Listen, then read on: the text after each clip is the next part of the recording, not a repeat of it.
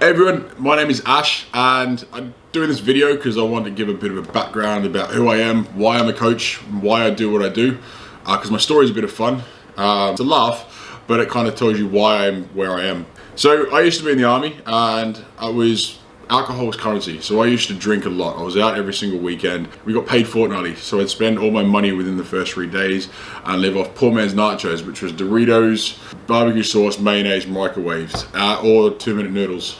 Alcohol was currency, so I could get my car fixed for a carton of beer. I also, when I moved off base, I also lived across the road from a Macdonalds.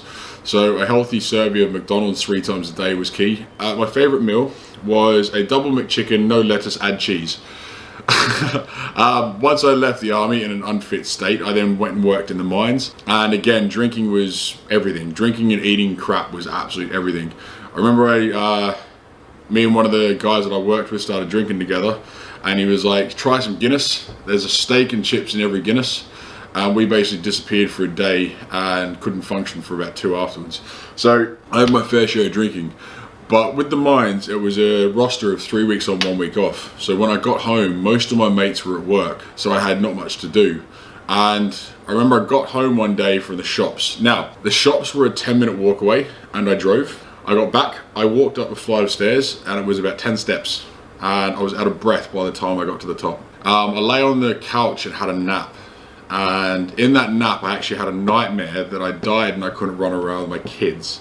I couldn't run around with my kids, and woke me up in a pool of sweat, and I was actually crying. So I went down, I said, I need to make a change. And I went for a walk down to the local gym. It was about a 10-minute walk away. And I remember I walked downstairs and I went to the car door and I was like, no, if you're gonna fucking do something, walk. So I walked. It took me longer than usual and I was definitely out of breath by the time I got there. But I walked in and I said to the guys, I'm like, look, I wanted a PT. Give me a bodybuilder. Bodybuilders know what they're doing. I want someone who trains regularly. I want someone to change my life. So I did. And I worked with a bloke for, I think, my entire time I was there. I was literally training 5 days a week, almost 7 days a week actually. And at the beginning, I didn't realize about rest. I didn't understand what it was like. So I hindered a lot of the gains and the injuries I could have had, injuries that I got, and I could have progressed a lot further. But that was something that was learned over time. I then went to the UK, I got a visa, went traveling, and after all the results that I'd made whilst working out initially, I'd actually ended up drinking again like crazy. It was 3 months touring Europe and drinking a lot. I remember I was in Prague,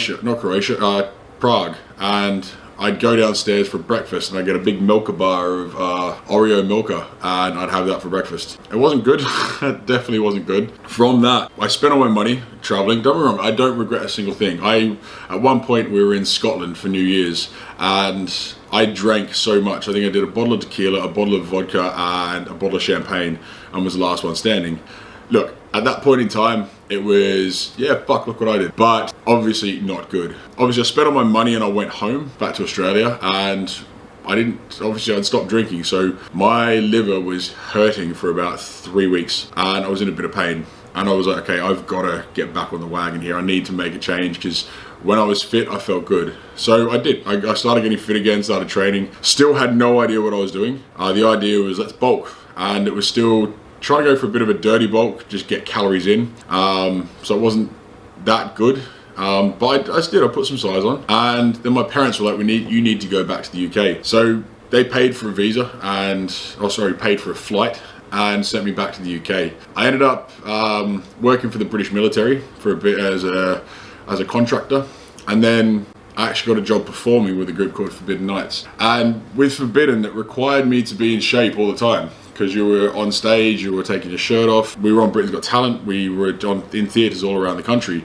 So I was in shape all the time. I then started PTing in my off time, and that was in North London. And I'd met a guy there who was like, you have a great physique, you should compete. So I did my first competition. I kind of fell out of love with it. I did it, it was fun, but I was like, I can't be fucked dieting again, that was a bit shit. But with Forbidden, because they required me to be in shape the whole time, I kind of fell back into it, and it was good. Don't get me wrong, I had a great time performing and competing, and I learned I can prep very well on the road, and I ended up having a very good record competing. 5 wins, 3 second places, a world title, 2 pro cards, a British title and a European title. So look, I love competing, and I'm actually prepping for a competition now, which is exciting.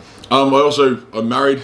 I've got a beautiful wife, and she is the biggest support in the world, and she really supports me in my competing. The biggest thing is she really supports me with what I want to do now, and that's coaching. Now, I left Forbidden obviously at the start of COVID, and it was brutal because performing was my life, being on stage is my life. So performing's only just recently started back in the UK. Now, my wife and I, we left Thailand in January, and we were like, we need to be away, we need to be at least be in paradise. It allowed me to start taking my face-to-face clients online and start building my online business, which is good because I can have clients all around the world, and this is the amazing thing. Not only that, doing what I've been doing traveling, I've actually managed to get a job where I'm in Egypt at the moment, and I'm coaching a client who their class is ultra high net worth. My coaching and my skills and everything I've learned along the way has landed me in a position where I can coach these people, which is absolutely lovely. And I am gaining a lot of experience in my business, but also as a person, because they function at a completely different level,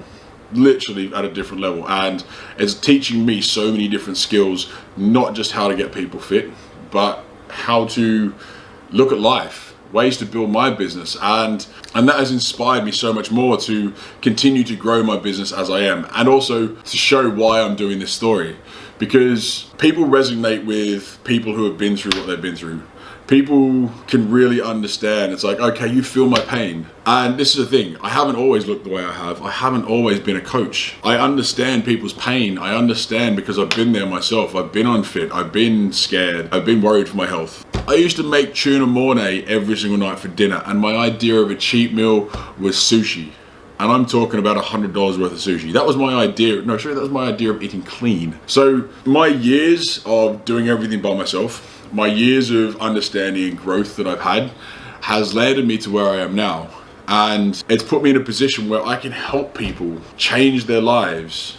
No matter who you are, whether you're someone flying me out to work with you, or you're literally living in London working online, or anywhere in the world, it's allowing me to change people's lives online, and it's magical. The results I'm seeing from clients from around the world is really inspiring to me, and it makes me want to help more because I see the potential that people have, but I know what I can bring to the table. And I think that's the exciting thing. That's the part that really drives me, is being able to see people's change. Now, I am big on mindset, and taking into consideration the whole process. 50% mindset, 40% nutrition, and 10% training. And because I know what kind of mindset you need to be in the game, I can help guide my clients to make sure they're staying on track. Going to the gym but eating Macdonalds does not work. Going to the gym but then not caring about your diet doesn't work. Eating correctly and training will only get you so far. It comes down to making sure you have the right mindset to go with it. Because if all 3 of those don't line up, you're either going to fall off the wagon, life's going to get in the way and you're going to stop, and you're going to lose all the progress. Having someone on the other end of the phone or on the computer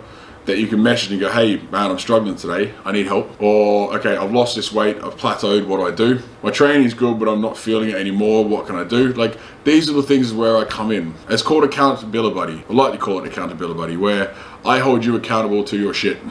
Because all of this is consistency. The more consistent you are, the better results you get. So by having me keep you accountable, it allows you to stay on track and to constantly make progress. But look, guys, I really hope kind of today's been a bit of an insight into me. I know it was a fast story, but I want you to know that I understand where a lot of you are coming from when it comes to fat loss, because it is a journey, and it is scary, and it is difficult, but you're not alone. So guys, please, if you have any questions, drop me a comment below, or send me an email, or click the link in my bio if you're on Instagram, and I'd love to have a chat with you. But thank you very much.